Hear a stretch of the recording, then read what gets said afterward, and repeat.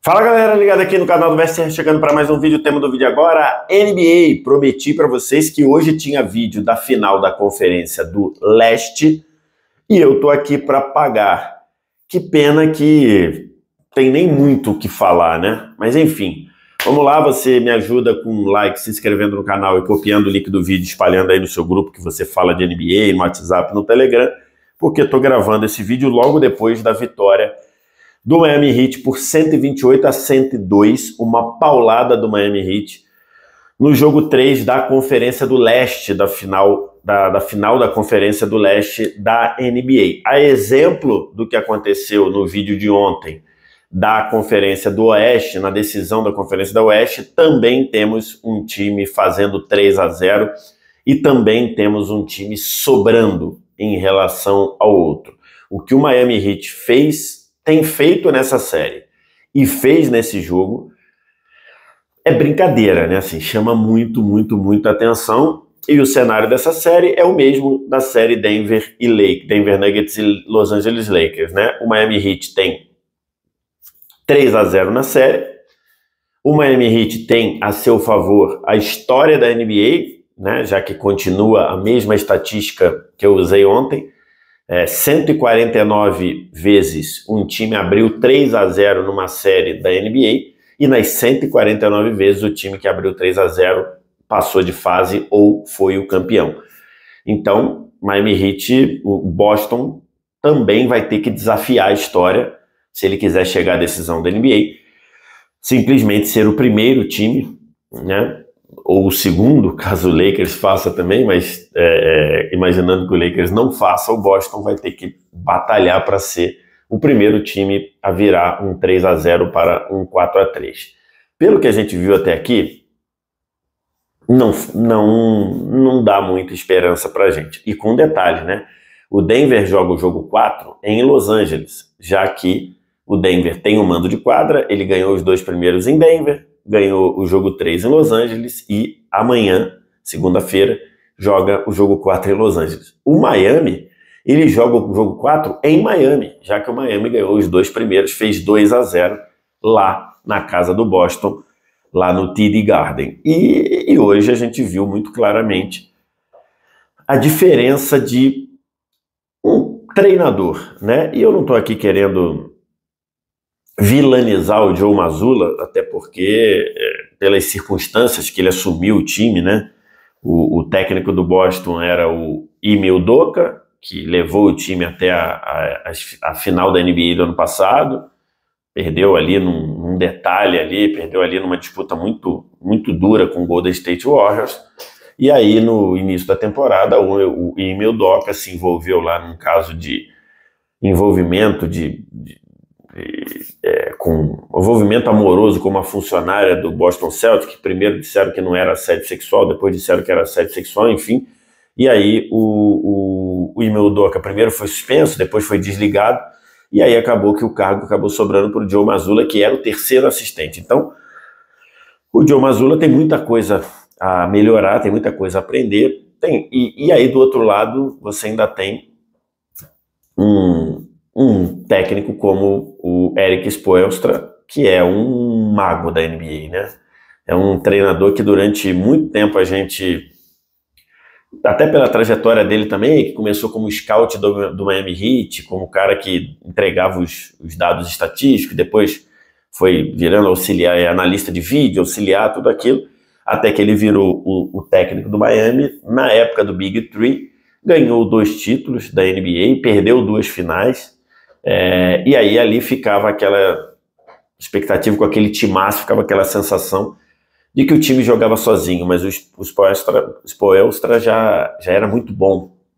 Mas a gente não conseguia perceber isso. Depois, quando o LeBron foi embora, que desmontou o Big Three, a gente começou a ver o quão bom é o Erik Spoelstra, e agora a gente vê a capacidade dele de adaptar sistema, de envolver todo mundo na cultura do Miami, de achar talentos, né? O Miami tem 4 jogadores que sequer foram draftados no seu elenco.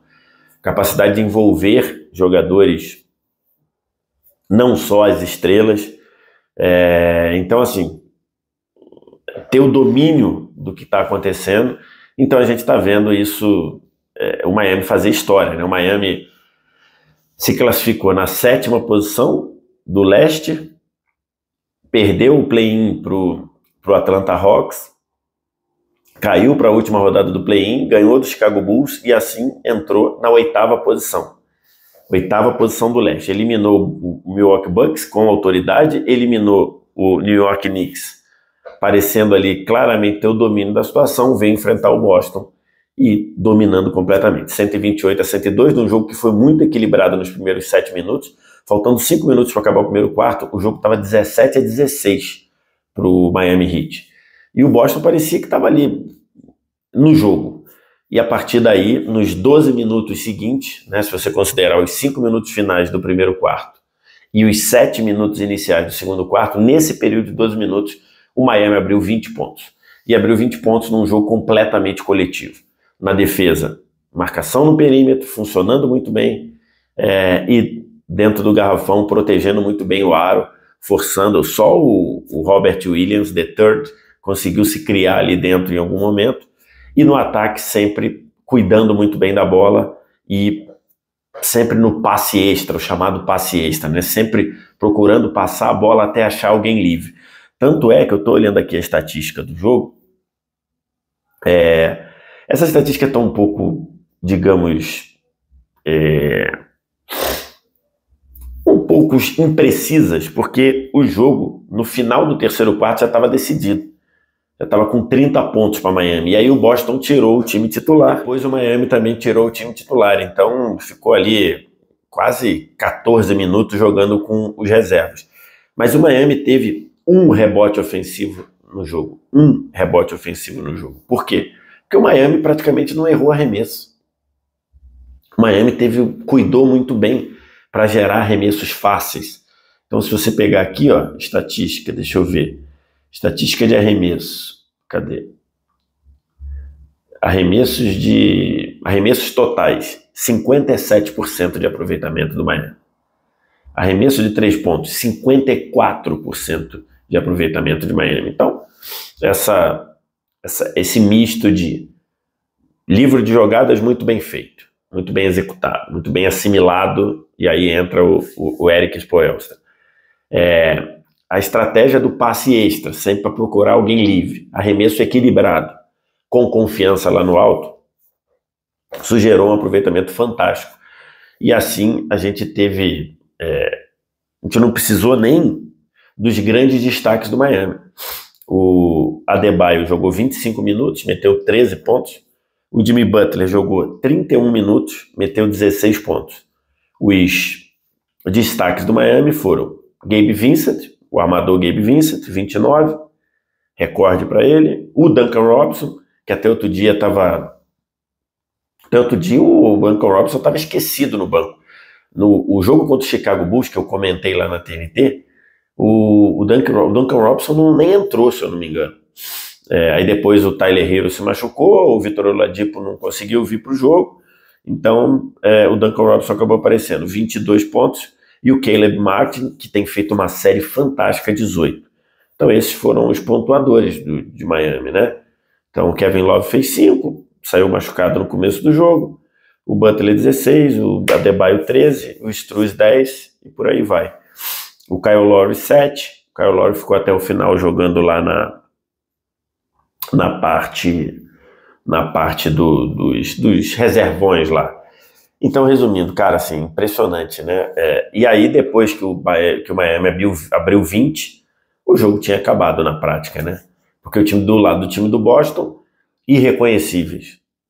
Marcus Smart, irreconhecível. Jaylen Brown, irreconhecível. A série toda. Hoje, o Tatum jogou muito mal. Se pegar o Tatum aqui, cadê? Jaylen Brown, 12 pontos. Tatum, 14 pontos no jogo de hoje. Pegaram os arremessos. Tatum, 6 de 18. Jaylen Brown, 6 de 17. Então, assim, muito mal. Marcus Smart, 8 pontos. 8 pontos. Erros, desperdício de bola. 3 do Brown, 3 do Tatum. Então, assim, muito, muito mal. Em especial, o Jaylen Brown, parece que o Os monstrinhos lá do Space Jam roubaram a alma dele. Jason Tatum hoje também muito mal. Arremessos sem confiança e, enfim, o time do Boston fazendo tudo mal, defendendo muito mal, não conseguindo, caindo nas trocas e nos passes extras de Miami, e no ataque um time afobado, né? Um time que foi vendo a diferença abrir, tentando resolver, arremesso de fora do Jaylen Brown, do Tatum, enfim. E aí, também no banco de reservas acabou fazendo falta aquilo que a gente falava, né? O Joe Mazzulla ainda tem muito que aprender, né? Conhece o time, é respeitado pelos jogadores, mas no geral tem muito que aprender. Então, 3-0, fora o baile. Até conversava com o grande Júnior Coimbra, filho do Zico, grande torcedor do Boston. Ele falou, a gente quis dar o 3-0 para virar para 4-3, brincando, porque nada indica isso. E é isso, cara, é isso. Eu até falei no Twitter sobre a transformação do Miami Heat, né? Falei anteontem, acho. Miami Heat na temporada regular não conseguia, pelo menos, especialmente depois do All-Star Game, não conseguia defender ninguém. O ataque foi ruim, foi péssimo a temporada toda do Miami Heat, toda. Atacando muito mal, um time sem ritmo, forçando arremesso, e a segunda metade defendendo muito mal também. Então a gente chegava e falava, cara, onde é que esse time vai? Imaginava que ia cair até no play-in, como caiu pro Atlanta e depois ganhou do Chicago. Mas, e tá aí, cara, um time, um 8º colocado a uma vitória da final da NBA. Isso já aconteceu, né, com aquele New York Knicks de 99, que elimina o próprio Miami Heat na primeira rodada. O Miami Heat lá em 99 era o melhor campanha do leste, e cai para o New York Knicks, que depois avança até a final quando perde para o San Antonio Spurs. Então era o time do Knicks, do Alan Houston, do Marcus Camby. Então assim, era esse time, acabou perdendo pro San Antonio Spurs, que ainda tinha David Robinson e Tim Duncan jogando.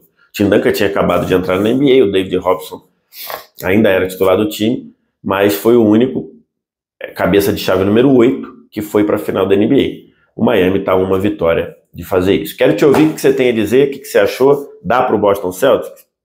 Acho que não, né? Mas enfim, não dá para a gente dizer que é impossível. O que você está achando do Miami? Gosta de ver o Miami? Se empolga, como disse o Shaquille O'Neal lá na transmissão da TNT nos Estados Unidos? Gosta do Miami? Diz aqui embaixo nos comentários. O resto é ritual, like, se inscreve no canal, sininho das notificações, copia o link do vídeo, espalha aí nos seus grupos de WhatsApp e Telegram. Obrigado demais pela audiência, valeu, tchau.